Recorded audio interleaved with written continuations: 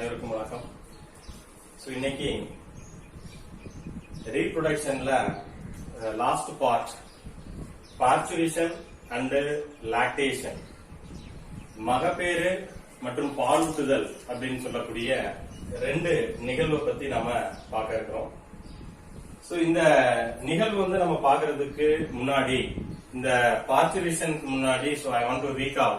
என்னென்னலாம் இந்த பாடத்துல நம்ம பார்த்தோம் அப்படின்னு சொன்னா, ஃபர்ஸ்ட் உங்களுக்கு தெரியும் ரீப்ரொடக்ஷன்னா என்ன அப்படின்னு சொல்லி பார்த்தோம்.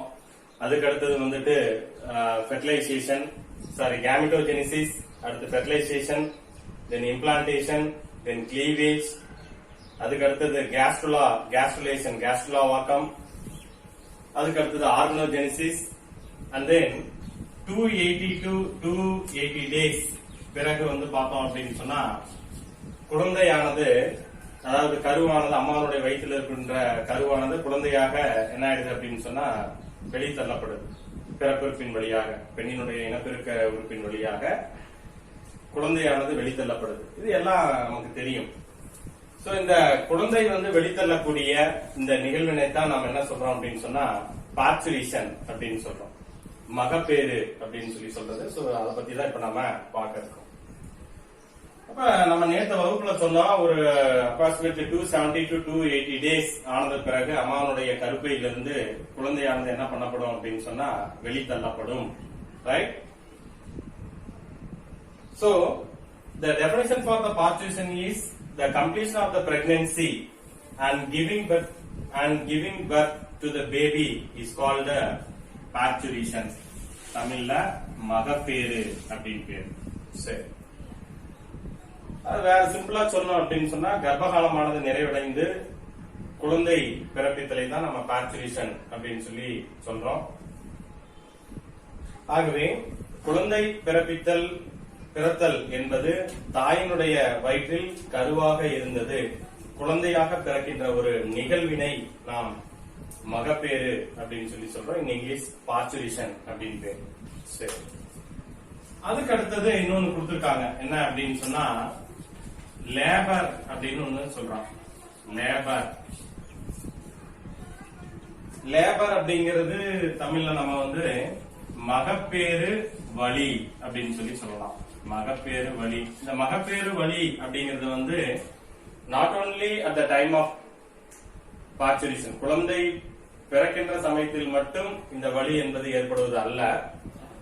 ஒரு குழந்தை அதாவது அம்மாவுடைய வயிற்றுல கருவானது வளர ஆரம்பிச்சு ஒரு 3 months 4 months 5 months 6 months இந்த மாதிரி ஒவ்வொரு மாதங்கள்லயுமே பார்த்தோம் அப்படின்னு சொன்னா அந்த கருப்பையானது அவ்வப்பொழுது சுருங்கி விரியும். Contraction and relaxation. அததான் அந்த வலியை தான், அந்த சுருக்கத்தை தான் நம்ம என்ன சொல்றோம், அந்த சுருங்கி விரியும் பொழுது ஏற்படுகின்ற அந்த வழியை தான் நம்ம என்ன சொல்றோம் அப்படின்னு சொன்னா பொதுவா லேபர் அப்படின்னு சொல்லி சொல்றோம். So the labor is nothing but the series of events that expels infant from the uterus is said to be labor அப்படின்னு சொல்லி சொல்லலாம். அதுக்கு அடுத்தது பார்த்தோம் அப்படின்னு சொன்னா, அதாவது தமிழ்ல கருப்பையிலிருந்து குழந்தை வெளியேறுகின்ற பொழுது ஏற்படக்கூடிய தொடர்ச்சியான வரிசை கிரமமான நிகழ்வை நாம் என்ன சொல்லலாம் அப்படின்னு சொன்னா மகப்பேறு வலி அப்படின்னு சொல்லி சொல்லலாம். So now you understand what is labor. இப்ப முதல்ல சொன்னேன், ஆஃப்டர் 280 டேஸ்க்கு பிறகு யூட்ரஸ்ல இருந்து பெண்ணினுடைய இனப்பெருக்க உறுப்பின் வழியாக குழந்தையானது வெளித்தள்ளப்படும். அந்த வெளித்தள்ளப்படக்கூடிய நிகழ்வுக்கு பார்ச்சுரேஷன் பேரு. பார்ச்சுரேஷனுக்கு அடுத்து நான் சொன்னது லேபர், மகப்பேறு வலி அப்படின்னா என்ன அப்படின்னு சொல்லி சொன்னேன். அதுல ரொம்ப முக்கியமானது எக்ஸாமினேஷன் பாயிண்ட் ஆஃப் வியூல கேட்கக்கூடிய ஒரு வார்த்தை பிராக்ஸ்டர் ஹிக்ஸ் கான்ட்ராக்ஷன் அப்படின்னா என்ன? கான்ட்ராக்ஷன் இப்பதான் நான் சொன்னேன் சுருக்கம். இது ரொம்ப இம்பார்ட்டன்ட், இதை கொஞ்சம் நல்லா கவனிக்கணும். பிராக்ஸ்டர் ஹிக்ஸ் கான்ட்ராக்ஷன் அப்படின்னா என்ன சார்? ரெண்டு சயின்டிஸ்ட் இந்த சுருக்கத்தை பத்தி சொன்னான். அதனால இந்த நிகழ்வுக்கு பேரு பிராக்ஸ்டர் ஹிக்ஸ் கான்ட்ராக்ஷன் அப்படின்னு பேர். அப்படின்னா என்ன சார் அப்படின்னு சொன்னா the periodic weak and strong, the periodic weak and strong contractions of the uterus.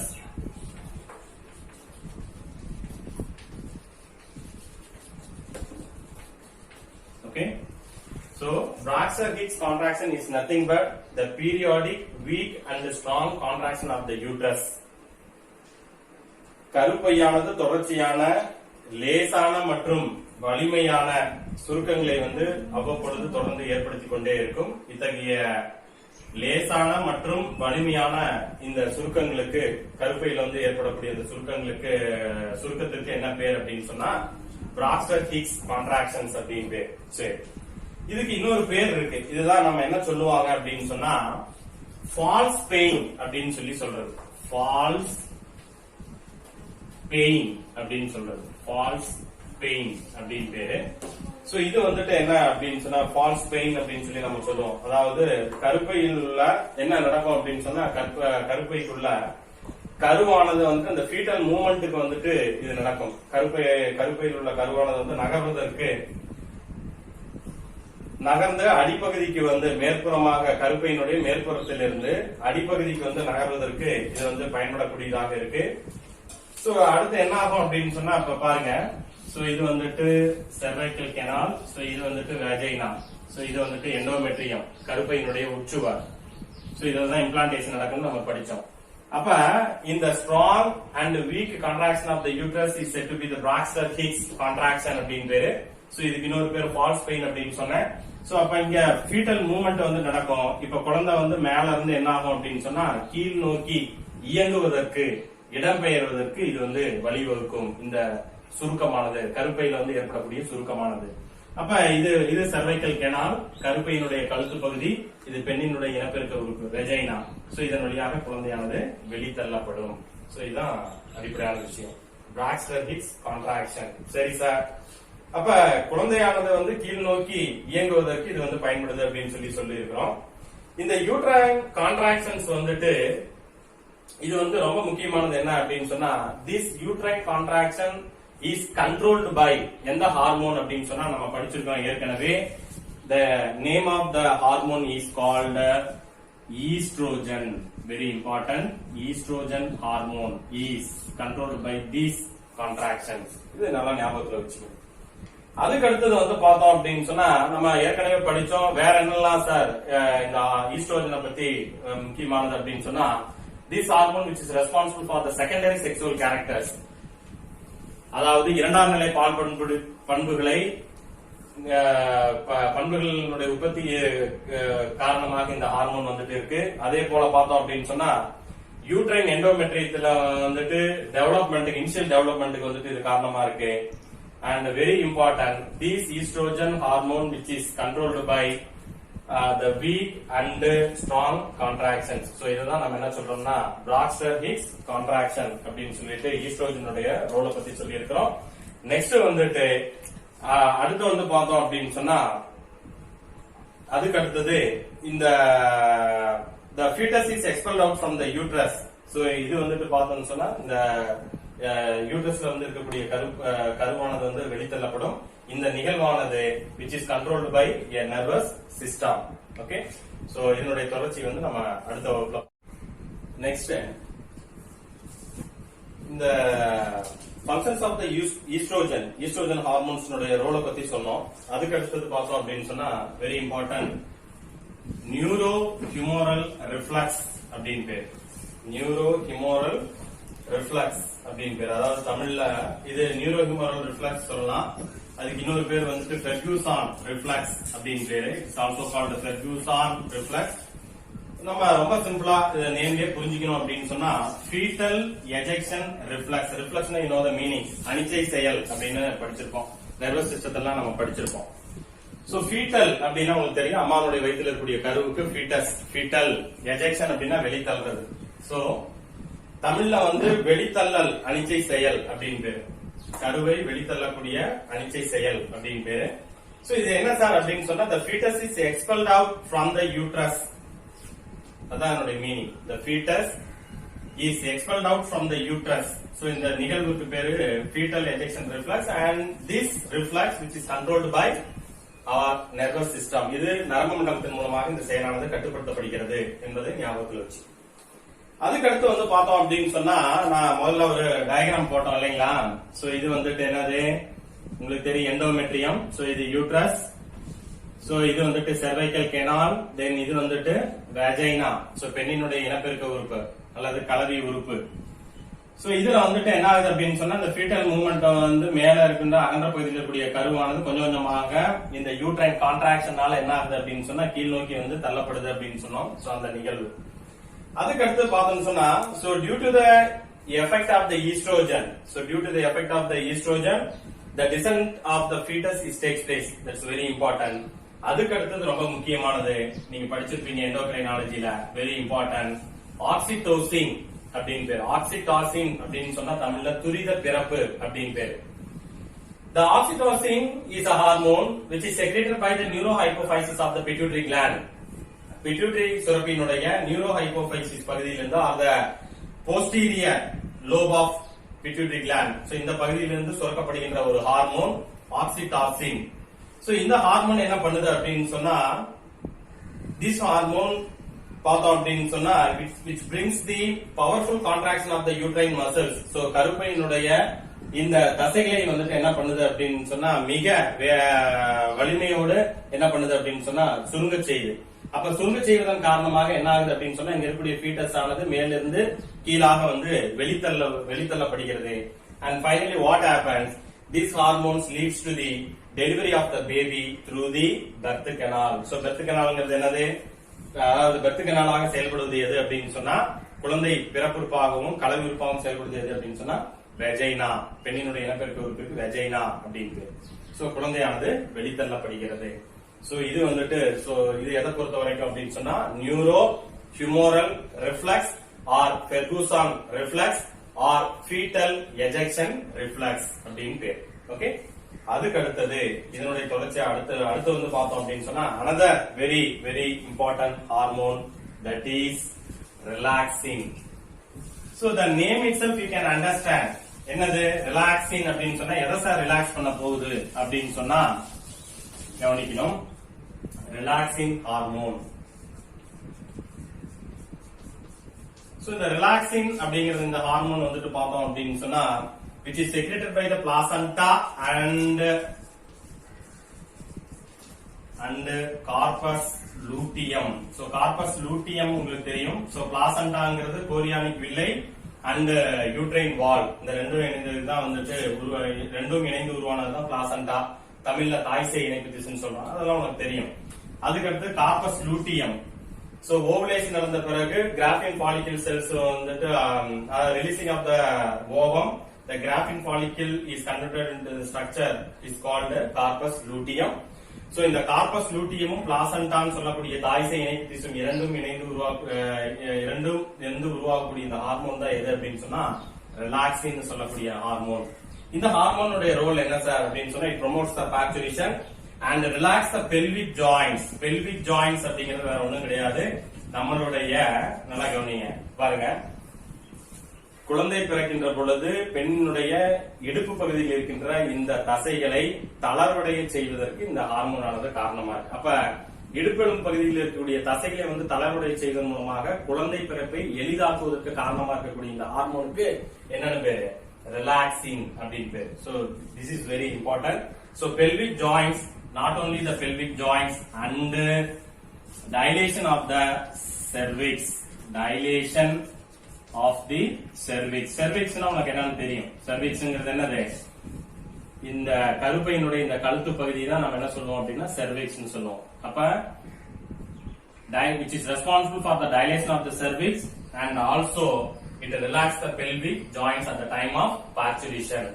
அதுக்கு அடுத்தது இந்த பகுதியில் இருக்கக்கூடிய தசைகளை வந்துட்டு பவர்ஃபுல் கான்ட்ராக்ஷன் மூலமாக தளர்வடைய செய்து குழந்தை பிறப்பை எளிதாக்குவதற்கு காரணமாக இருக்கின்ற இந்த ஹார்மோன் எது அப்படின்னு சொன்னா that is relaxing. Okay right. அதுக்கு அடுத்தது இது தொடர்ந்து என்ன சார் நடக்கும் அப்படின்னு சொன்னா வெரி இம்பார்ட்டன்ட், ஆம்னியான் அப்படின்னு ஒண்ணு படிச்சோம். நம்ம வந்து எக்ஸ்ட்ரா எம்பிரியானிக் மெம்பரேனை பத்தி சொல்லும் பொழுது சொன்னேன் ஆம்னியான் அப்படின்னு சொன்னேன். தமிழ்ல இதை வந்து நம்ம பனிக்குடம் அப்படின்னு சொல்லுவாங்க. இந்த ஆம்னியானுக்குள்ள வந்து பார்த்தோம் அப்படின்னு சொன்னா இங்க பாருங்க. சோ இது வந்துட்டு ஆம்னியான், இதுல வந்துட்டு பார்த்தோம் அப்படின்னு சொன்னா பேபி உள்ள இருக்குது, இது அம்பிளிக்கல் கார்ட். இதை சுத்தி வந்து பார்த்தோம் அப்படின்னு சொன்னா பனிக்கூட திரவம் இருக்கு, ஆம்னியாட்டிக் ஃப்ளூயிட் இருக்கு. சோ இதுல வந்துட்டு என்ன ஆகும் அப்படின்னு சொன்னா ஆம்னியான் இது வந்துட்டு ரப்சர் ஆயிட்டு ஆம்னியாட்டிக் ஃப்ளூயிட் வந்துட்டு எல்லாமே வெளியே போயிடும். அண்ட் ஆம்னியாட்டிக் ஃப்ளூ எது வழியா வெளியே போகும் அப்படின்னு சொன்னா த்ரூ த வெஜைனா வழியா வெளியே போயிடும். அண்ட் அதுக்கப்புறம் அதை தொடர்ந்து குழந்தையானது வெளித்தள்ளப்படும். சோ அதுக்கு அடுத்தது is followed by the fetus. ஃபீட்டஸை தொடர்ந்து அடுத்து ரிமைனிங் இருக்கக்கூடிய அம்பிளிக்கல் கார்ட் அண்ட் பிளாசண்டா இது எல்லாம் ஆஃப்டர் பர்த் குழந்தை பிறந்ததுக்கு பிறகு என்ன பண்ணப்படும்னு சொன்னா மீதி இருக்கக்கூடிய இந்த தொப்புள் கொடி அதே போல பிளாசண்டா இவை அனைத்தும் என்ன பண்ணப்படும் சொன்னா வெளித்தள்ளப்படும். சோ இது எதை பொறுத்த வரைக்கும் அப்படின்னு சொன்னா ரிலாக்ஸிங் ஹார்மோனை பொறுத்த வரைக்கும். அதுக்கு அடுத்தது இதை தொடர்ந்து லாக்டேஷன் அப்படிங்கிறது ஒண்ணு இருக்கு. அது வந்து பாலூட்டுதல் அப்படின்னு சொல்லி சொல்றோம். சோ பாலூட்டுதல் அப்படின்னா என்ன சார்?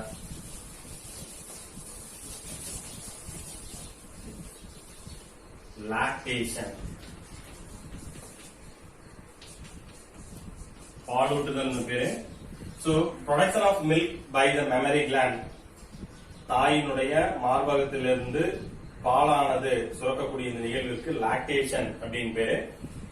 சோ இதுல வந்து பார்த்தோம்னு சொன்னா இது இந்த மெமரி கிளாண்ட் அதாவது பால் சுரப்பி வந்துட்டு எந்தெந்த காலகட்டங்கள்ல அதாவது இட்ஸ் இன் டிஃபரண்ட் எப்பப்பெல்லாம் வந்து இது மாறுபடும் அப்படின்னு சொன்னா பெண்ணினுடைய பால் சுரப்பியானது அப்படின்னு சொன்னா அதுல சேஞ்சஸ் எப்பப்பெல்லாம் இருக்கும் அப்படின்னு சொன்னா number 1 at the time of pregnancy கர்ப்ப காலத்துல வந்து பார்த்தோம் அப்படின்னு சொன்னா கர்ப்ப காலத்துல அதே போல வந்து பார்த்தோம்னு சொன்னா டியூரிங் தி menstrual cycle மாதவிடாய் சுழற்சி நடைபெறுகின்ற பொழுது மூணாவதா வந்து பார்த்தோம் அப்படின்னு சொன்னா at the time of அதே போல லாக்டேஷன் நமக்கு தெரியும் குழந்தை பிறப்புக்கு பிறகு குழந்தை பிறந்த பின்புதான் தாயினுடைய மார்பகத்திலிருந்து பாலானது வந்து சுரக்கப்படும். சோ இந்த மூன்று நிகழ்வுகளையுமே பார்த்தோம் அப்படின்னு சொன்னா மேமரி கிளாண்ட் வந்து பார்த்தோம்னு சொன்னா வேறுபட்டதாக காணப்படும் என்பதை நீங்கள் தெரிந்து கொள்ள வேண்டும். அதுக்கு அடுத்தது பார்த்தோம் அப்படின்னு சொன்னா அந்த end of pregnancy very important. பிரெக்னன்சியினுடைய இறுதி நிலையில என்னென்ன ஹார்மோன்ஸ் வந்துட்டு அதிகமாக உற்பத்தி செய்யப்படும், அதனுடைய level of hormones is increase அப்படின்னு சொன்னா என்னென்ன ஹார்மோன்? Number one estrogen, number 2 progesterone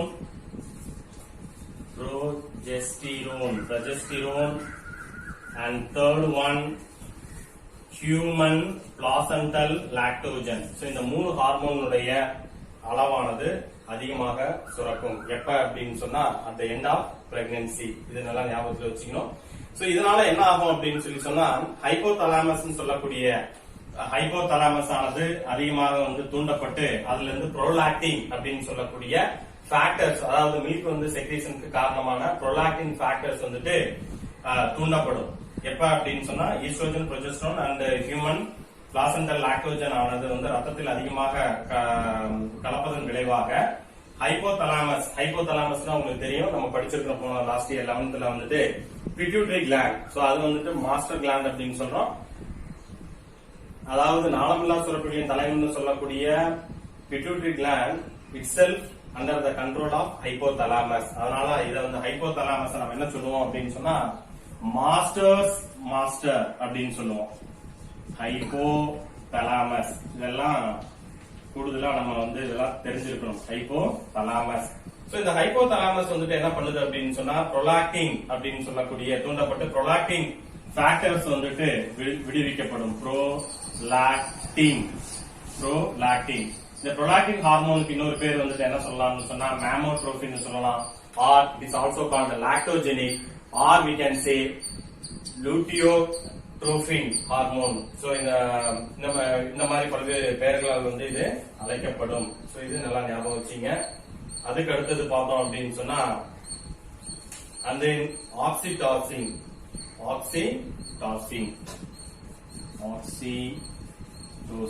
So the oxytocin சொல்லக்கூடிய ஹார்மோன். So இதுக்கு பேரு வந்துட்டு this hormone causes another very important question, let down reflux. இதான் கடைசி let down reflux அப்படின்னா என்ன சார்? தமிழ்ல இதுக்கு பேரு வந்துட்டு நிர்பந்த அனிச்சை செயல் அப்படின்னு பேரு. அப்படின்னா என்ன அப்படின்னு சொன்னா so actual ejection of milk from the alveoli of the mammary gland, அதாவது தாயினுடைய மார்பகத்திலிருந்து பால் சுரப்பியிலிருந்து மீச்சிறு கதுப்புகளிலிருந்து பாலானது வெளித்தள்ளுவதற்கு உதவுகின்ற ஹார்மோன் இந்த oxytocin. And this oxytocin is produced from the pituitary gland of the neurohypophysis அப்படிங்கறத ஞாபகம் வச்சீங்க. And இது வந்துட்டு பார்த்தோம் அப்படின்னு சொன்னா இது another very important role என்ன ஆகுது அப்படின்னு சொன்னா குழந்தை பிறப்புக்கு பின்னர் இந்த ஆக்சிடாசின் சொல்லக்கூடிய ஒண்ணு மில்க் செக்ரீஷனுக்கு காரணமா இருக்கு, ஒண்ணு எஜெக்ட் பண்ணுவதற்கு from the mammary gland. And another very important point என்ன அப்படின்னு சொன்னா குழந்தை பிறந்ததுக்கு பிறகு கருப்பையை வந்து கொஞ்சம் கொஞ்சமாக சுருங்க செய்து இது என்ன பண்ணுது அப்படின்னு சொன்னா கருப்பை மீண்டும் பழைய நிலைக்கு வந்து திரும்புவதற்கு ப்ரீ பிரெக்னன்சி பீரியட் வந்து திரும்புவதற்கு இந்த ஆக்சிடோசின் சொல்லக்கூடிய இந்த ஹார்மோன் ரெஸ்பான்சிபிளாக இருக்கு அப்படிங்கறத மறந்துவிடக் கூடாது. அடுத்து லாஸ்டா வந்துட்டு பார்த்தோம் அப்படின்னு சொன்னா கொலாஸ்ட்ரம். கொலாஸ்ட்ரம்ங்கிறது என்ன சார் அப்படின்னு சொன்னா கொலாஸ்ட்ரம் தமிழ்ல நம்ம வந்து இது சீம்பால் அப்படின்னு சொல்லி சொல்றோம். சோ குழந்தை பிறந்ததுக்கு பின்னர் 4 அல்லது 5 நாள் அல்லது அதிகபட்சம் வந்து 10 நாள் வரைக்கும் பார்த்தோம் அப்படின்னு சொன்னா தாயினுடைய மார்பகத்திலிருந்து வெளித்தள்ளப்படக்கூடிய very low level of lactose சொல்லக்கூடிய சர்க்கரையினுடைய அளவு குறைவாக இருக்கக்கூடிய ஃபேட் இல்லாத கொழுப்பு வந்து இல்லாத தாயினுடைய மார்பகத்திலிருந்து சுரக்கப்படுகின்ற இந்த திரவத்திற்கு என்ன பேர் அப்படின்னு சொன்னா கொலாஸ்ட்ரம் அப்படின்னு பேரு, தமிழ்ல சீம்பால் அப்படின்னு பேரு. இதுல என்ன சார் இருக்கு அப்படின்னு சொன்னா this is very nutritious and it has rich amount of vitamin A அதிகமா இருக்கு and also some of the minerals are also present and very nutritious. Okay, so இதுக்கு என்ன பேர் அப்படின்னு சொன்னா கொலாஸ்ட்ரம் அப்படின்னு பேர், தமிழ்ல வந்து சீம்பால் அப்படின்னு பேரு. சோ இதோட நம்ம எது முடிச்சிட்டோம் அப்படின்னு சொன்னா ரீப்ரொடக்ஷன் ஹியூமன் பீயிங் சொல்லக்கூடிய மனித இனப்பெருக்க மண்டலத்திலிருந்து நடைபெறக்கூடிய பல்வேறு நிகழ்வுகளை பத்தி நாம இதுல